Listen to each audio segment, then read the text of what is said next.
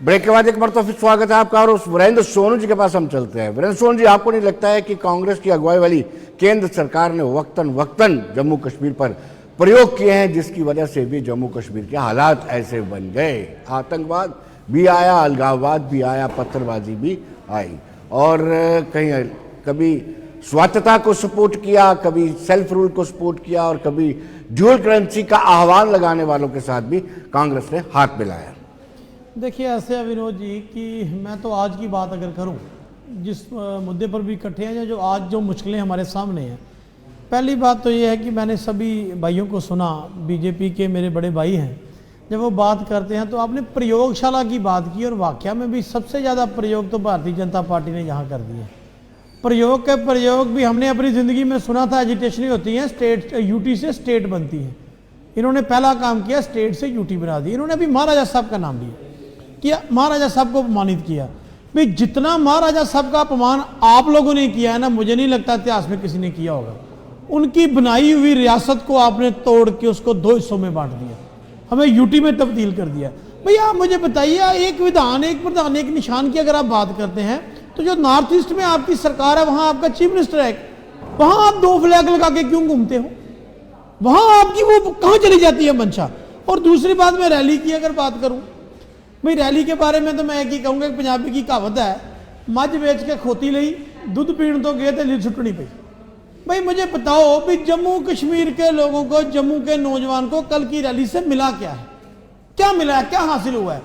370 भाई एक ही मुद्दा है आपके पास। अब ठीक कहा सानी साहब ने, एक मिनट के लिए मान लिया आप कहते हैं वो इतिहास हो गया, तो फिर आप इतिहास को दोहराना क्यों चाहते हो वोटों के लिए? अगर आपने काम किया, लोग जानते हैं, लोग आपको वोट देंगे। और मैं आपको एक बात और बता दूं, ये डेमोक्रेसी की बात, वोटों की बात बीजेपी अपने मुंह से ना ही करे तो अच्छा है। आज मुझे बताइए जम्मू कश्मीर में कौन सी डेमोक्रेसी है विनोद जी? ना यहाँ पंच है, ना यहाँ सरपंच है, ना यहाँ बीडीसी है, ना यहाँ कारपोरेटर है, ना यहाँ कमेटी है, ना यहाँ असेंबली है। सबसे बड़ी बात, आप तो अंग्रेजों को मात दे गए हो। हमारे पास हक नहीं, क्या मेरे पास हक नहीं, आपके पास हक नहीं, जगदीप जी के पास हक नहीं, जहाँ भारती साहब के पास हक नहीं कि अपने एमएलए चुन सके? हमने जो जदोजहद जंग आजादी लड़ी क्यों की थी विनोद जी, बताएं हमें। हम अपनी वोट का इस्तेमाल ही नहीं अगर कर सकते तो आप किस मुंह से डेमोक्रेसी की बातें यहां करते हो? आप मुझे एक बात बताइए, आप कहते हो हमने जम्मू कश्मीर को बदल दिया, भाई कहां बदला है जरा हमें बता दीजिए। यहां आपने बदला है जम्मू कश्मीर, आपने इलेक्ट्रॉनिक मीटर लगाए हैं हमारे सर पे, स्मार्ट मीटर, और पुलिस के जरिए तहसीलदार को बुला के, कंसर्न एसएचओ को बुला के। क्या आप क्या सोचते हैं जम्मू शहर के लोग वो बात भूल गए?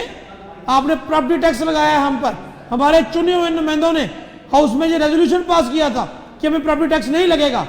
आपके सिलेक्टेड आदमी ने उसको रद्दी की टोकरी में फेंक के प्रॉपर्टी टैक्स को लागू कर दिया गया है। आप क्या बात करते हो? हाँ आपने विकास किया है, मैं कहता हूं क्यों कहते हैं नहीं किया? आपने जम्मू कश्मीर की शनाख्त को छीनने का काम किया है, आपने हमारे डोगरा कल्चर को खत्म करने का काम किया। अब आप पूछोगे क्यों किया है? आपने जब कहा कि हमारे पास से बहुत सारे ग्रुप आएंगे, भाई अगर आपने इन्वेस्टमेंट दी, कहां दी हमें बताइए? किस जम्मू कश्मीर के नौजवान को उस पैकेज में से हिस्सा मिला? आपको बता के जाना पड़ेगा ना, मेरे जैसे किस नौजवान। और सबसे बड़ी बात, आपने कितना बड़ा शोषण डेली वेजर के साथ किया। आपने कल मुलाजिमों को लाकर रैली की, स्पोर्ट्स काउंसिल के बच्चों को स्पोर्ट्स काउंसिल की टी शर्टें पवा के आपने वहां रैली में बिठाए। आप मुझे बताइए आपने स्पोर्ट्स के लिए किया क्या है?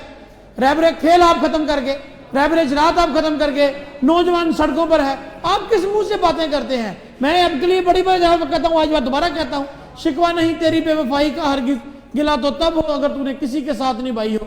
ओ भाई हमारा क्या कसूर था कि हमें जेल में तब्दील कर दिया आपने? आज हमारी डेमोक्रेसी नहीं है विनोद जी, आज बाबू तंत्र है यहाँ।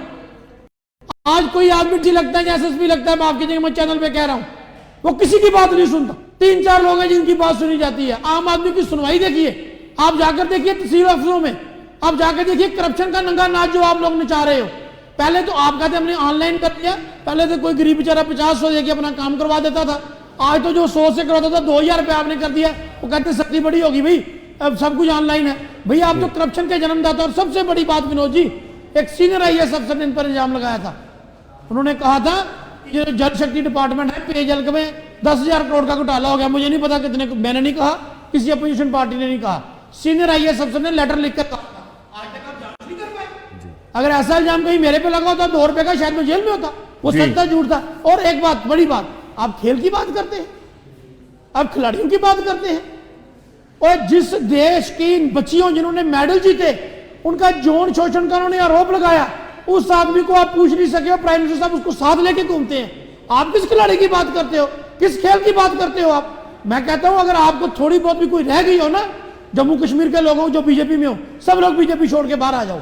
और हमारा दिन दिहाड़े हमारी आइडेंटिटी को कत्ल किया जा रहा है। मनीष जी, आपको हमारी शनाख्त नहीं जा रही है। थोड़ा सा ब्रेक लेते हैं, लेकिन सोनू जी आपको बताते चलो, आप खेल और खिलाड़ियों पर जो लांछन लगा रहे हैं, खेलो इंडिया के बाद इतना उत्साह खेल को मिला, इतना प्रोत्साहन खिलाड़ियों को मिला है कि आप मेडल की तालिका देख करके आपको पता चल जाएगा। क्रिटिसिज्म मतलब आपने किसी का विरोध करना है, इसलिए करना है कि वो मैं कहता हूं जिन बच्चियों ने मेडल वापस कर दिए हैं, मिलते हैं एक छोटे से ब्रेक के बाद।